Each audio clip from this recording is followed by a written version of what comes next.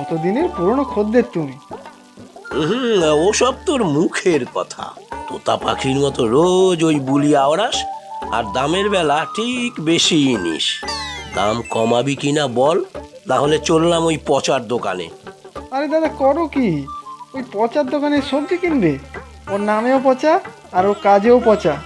দাম 2-1 টাকা কম নেবে, আর বাড়ি গিয়ে দেখবে অর্ধেক সবজি পচা, টাকারও শ্রাদ্ধ আর বৌদির মুখ ঝামটা। ব্যাস ব্যাস, হয়েছে হয়েছে, ভালো করে বেছে দে, একটাও যেন পাকা না হয়।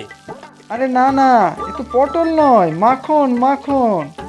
আসলে কি বলো তো দাদা, এই বৃষ্টিতে চাষের জমিতে জল জমেছে তো, অর্ধেক গাছের গোড়া পচে গিয়েছে। আর মাল কম এলে দাম তো একটু বাড়বেই। তা ঠিক, তবে বর্ষাকালে বর্ষাটা ঠিকঠাকই তো হওয়া দরকার, না হলে সারা বছর শুকিয়ে মরতে হবে। পুঁই শাক দিই একটু, একেবারে